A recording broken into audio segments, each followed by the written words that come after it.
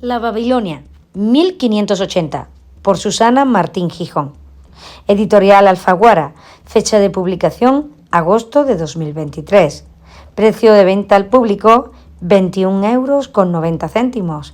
Si estás interesado o interesada en adquirir la Babilonia 1580, aquí abajo dejo un link directo. Género: novela negra. Cuenta con 464 páginas y presenta una encuadernación de tapa blanda con solapas. Está disponible en ebook y audiolibro.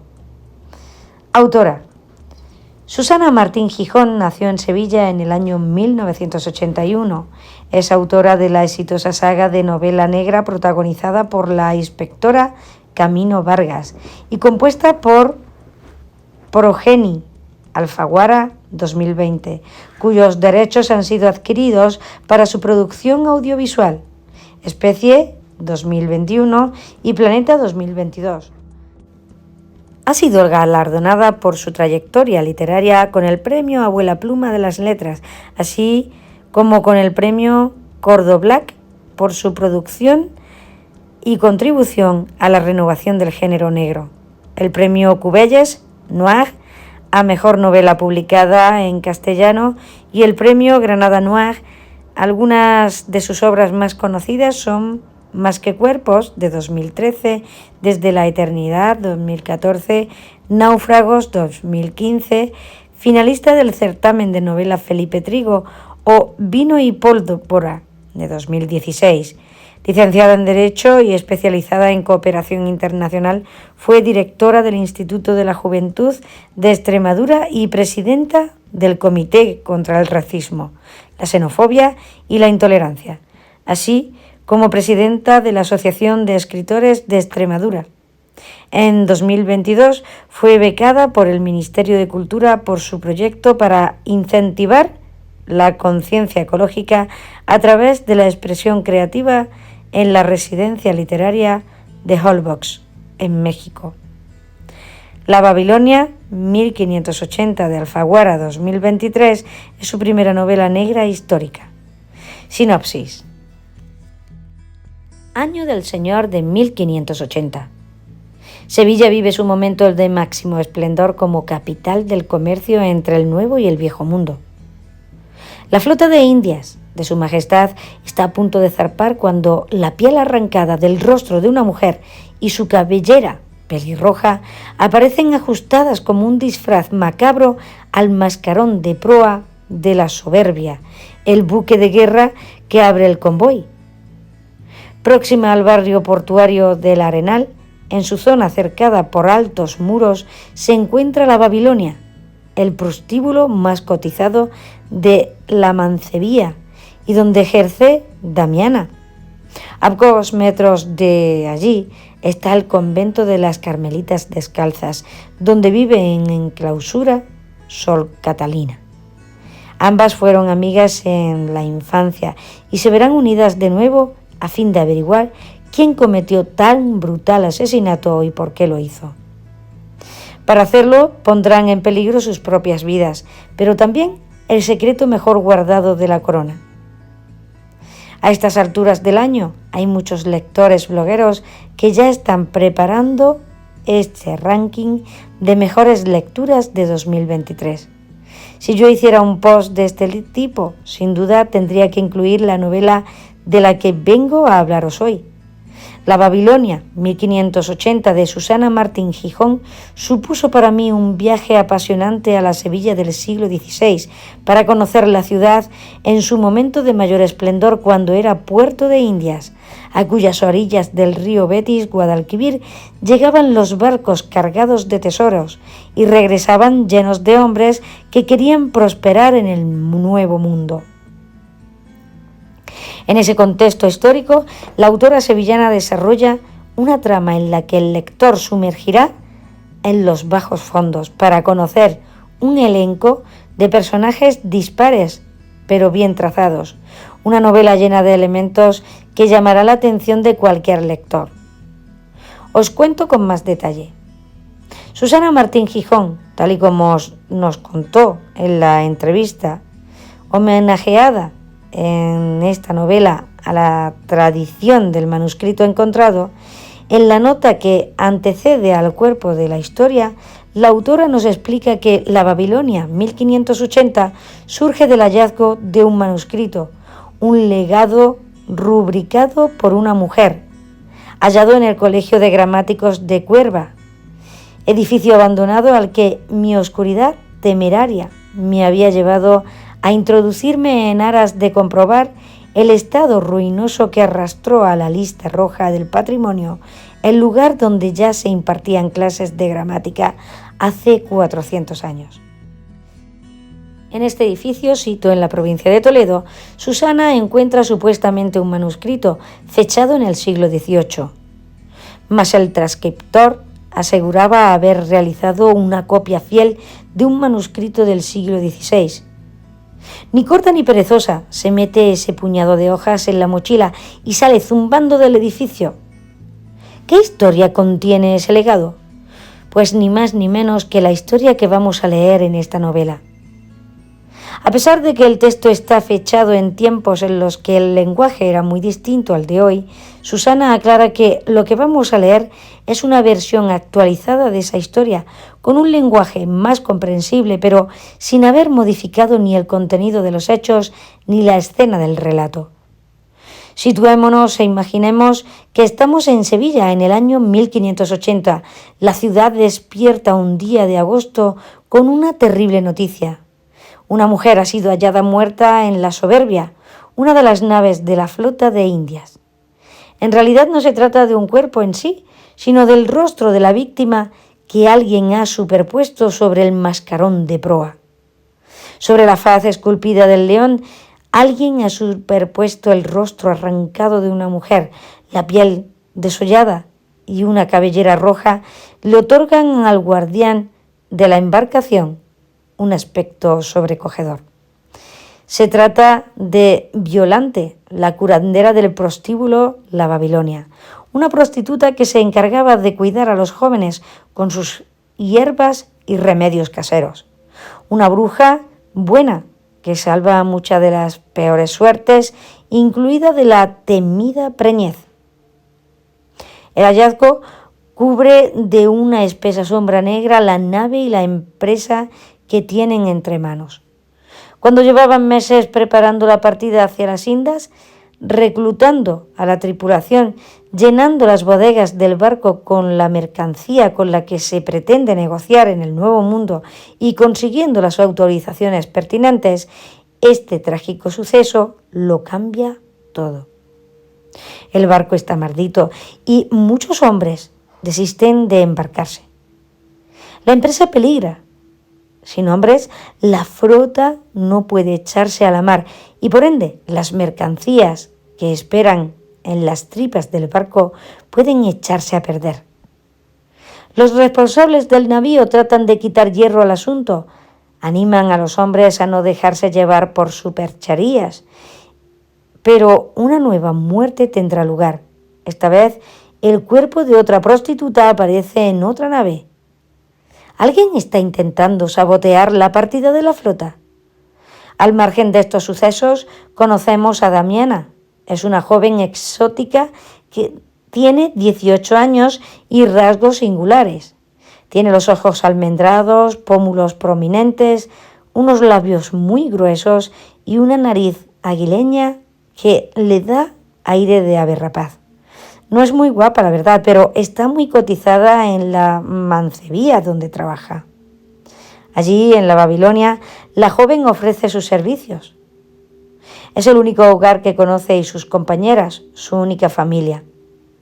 A Damiana, la muerte del Violante la dejará muy marcada.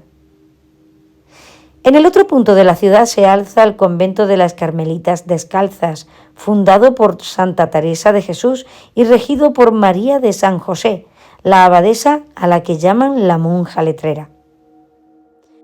Allí reside Sor Catalina, una joven sin familia que consigue tomar los hábitos gracias a la dote que le dejó en herencia a una viuda. La vida de Sor Catalina transcurre lejos de lo que se cuece fuera de los muros del convento. Entregada a Dios tiene techo y comida y el apoyo de un cura que la visita ocasionalmente y le hace llegar lecturas que no todo el mundo aprobaría. Damiana y Catalina, Carlina, para la joven manceba, fueron amigas en su día. Para saber cómo se conocieron, la acción se retrotrae en febrero de 1571.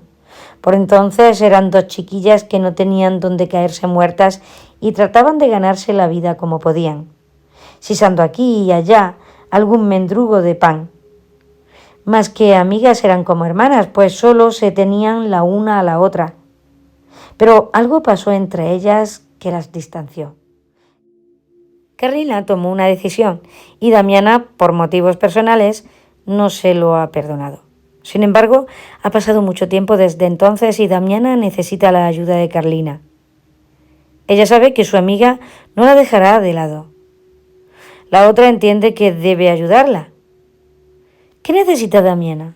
La joven busca un objeto que estaba en posesión de Violante, un talismán que no debe caer en manos equivocadas porque en su interior alberga un secreto.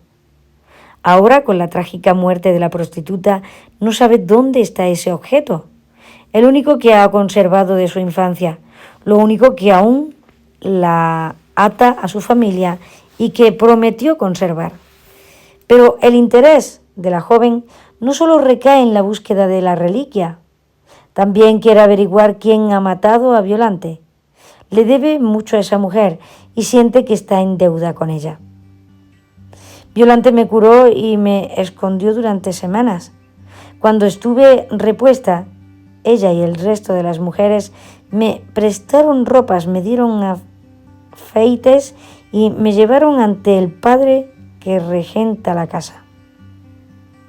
Y en medio de todo esto, de Damiana y Catalina, del convento y de la mancebía, la figura de un religioso, el cura Pedro de León, un hombre al que tanto una joven como otra verán de forma diferente y al que iremos descubriendo verdaderamente a medida que avancemos en la lectura. Lo que os he contado hasta ahora conforma lo que sería el presente de la novela.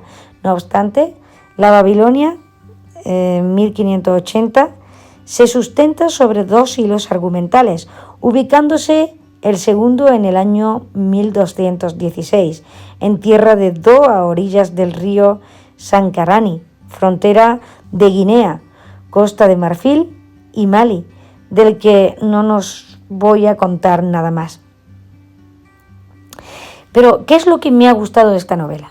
Para empezar, debo confesar que la historia con la que se abre esta novela, la del hallazgo de un manuscrito, me la creí totalmente. Es auténticamente maravillosa. Esas primeras páginas del relato dispararon mi imaginación y a través de mi mente vi la imagen de Susana Martín Gijón a modo de una Indiana Jones sevillana, merodeando en las estancias de un edificio abandonado y encontrando un puñado de hojas amarillentas en las que alguien a pluma y con caligrafía puntiaguda contaba la historia de una vida. Me lo creí y es verdad. De hecho, quiero creerme que todo ocurrió tal y como os estoy contando. Dejadme que fantasee de ese modo. Entrando en la trama en sí, ¿qué puedo decir? La Babilonia, 1580, me ha parecido muy entretenida y muy edificante también. No me ha costado nada en absoluto ver los hechos que transcurren en la novela. Pasear por las prostitutas, santiguarme al traspasar el umbral del convento, donde Catalina está envuelta en sus lecturas.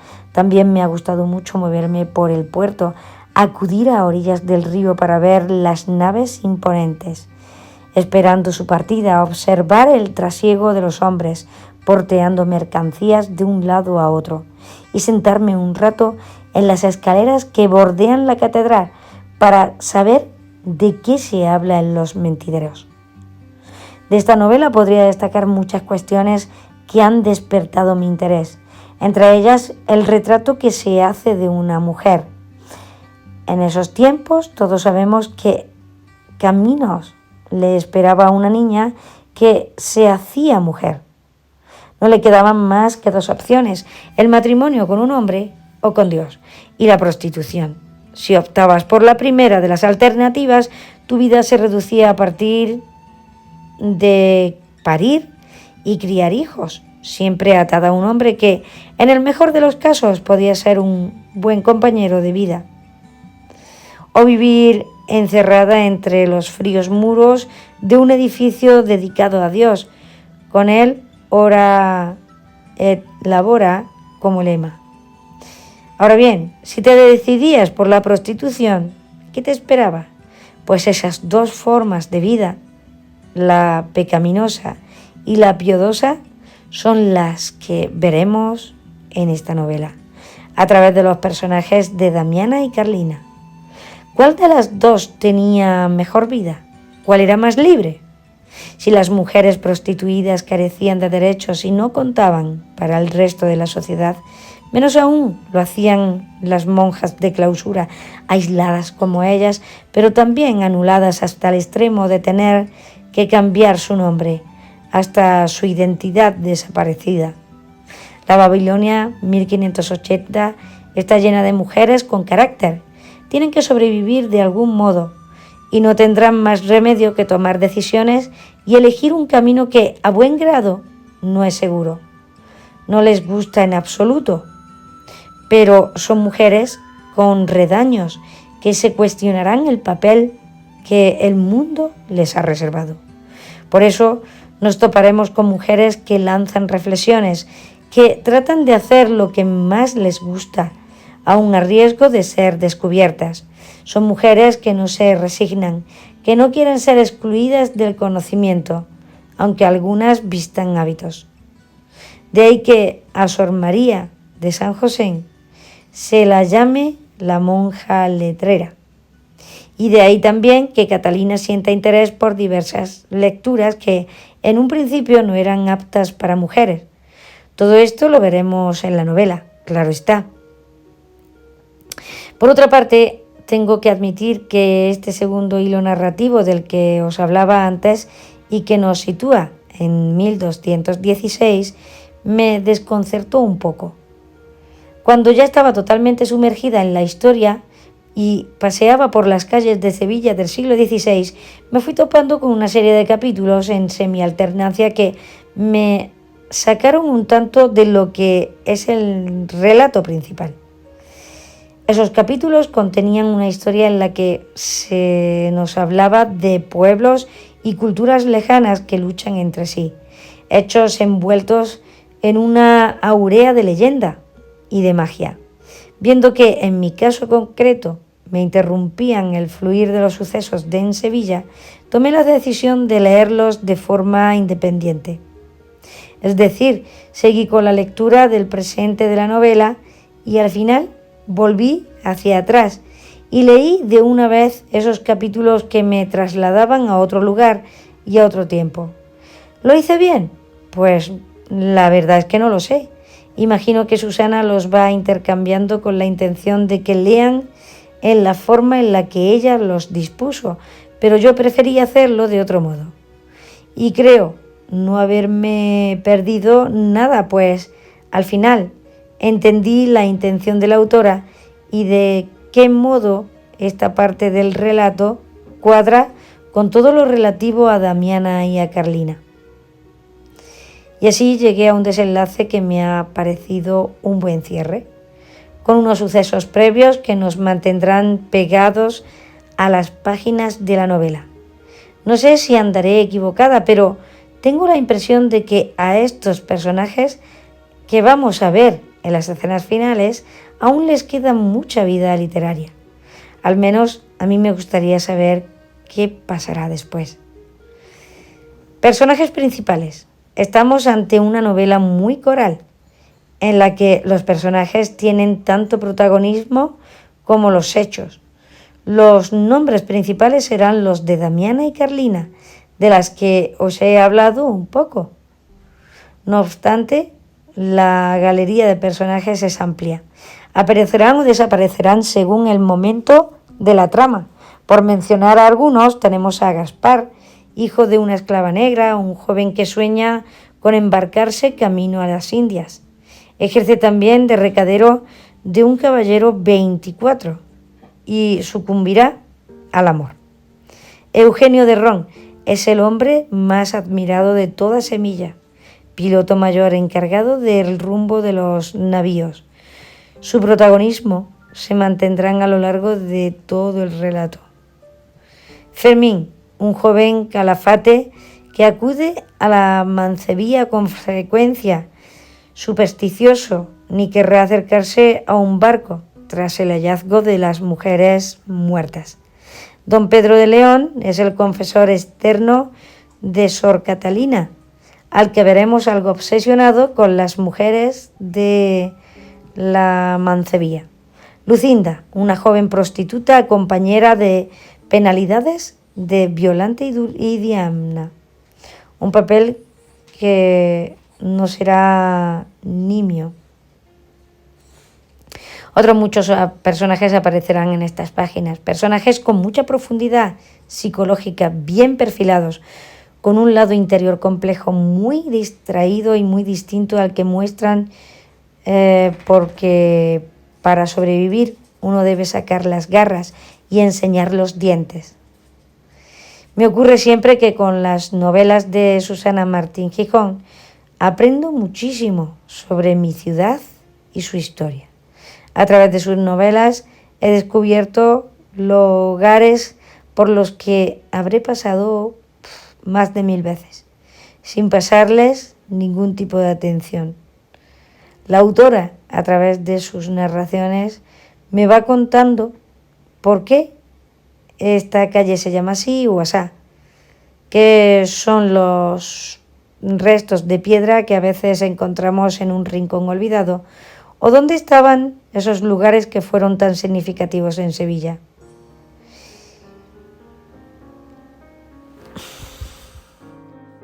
Lo que me ha resultado más paradójico ha sido que quiénes eran los propietarios de los lupanares. Agárrate que vienen curvas. Cuando leas este libro te quedarás ojiplático.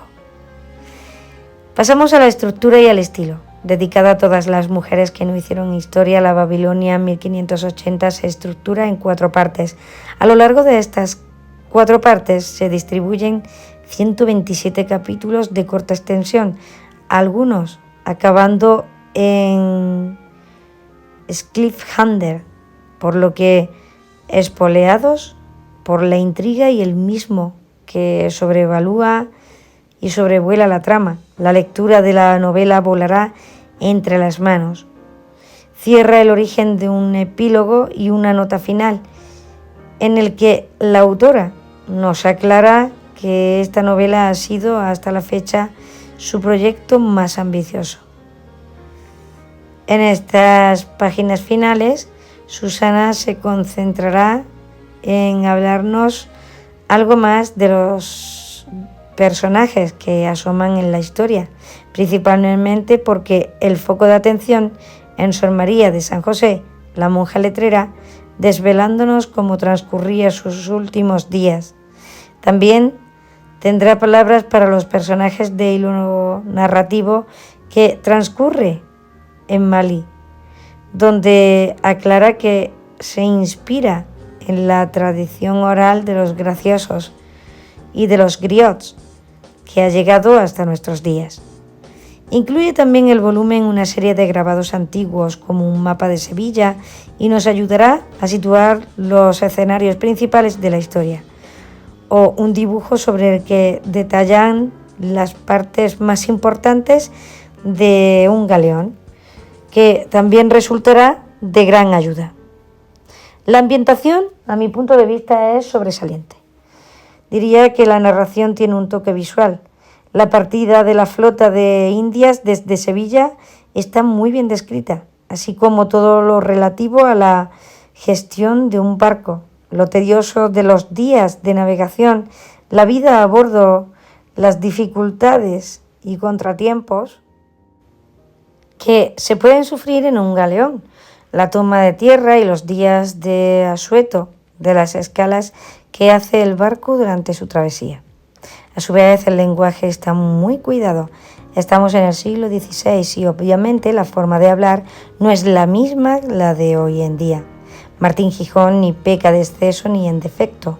El lector del siglo XXI entenderá perfectamente lo que ocurre en esta novela. Y eso que supuestamente son hechos tomados de un manuscrito antiguo, pero en esa ficción literaria que ella crea, ya aclaró que ha adaptado el texto a nuestros tiempos.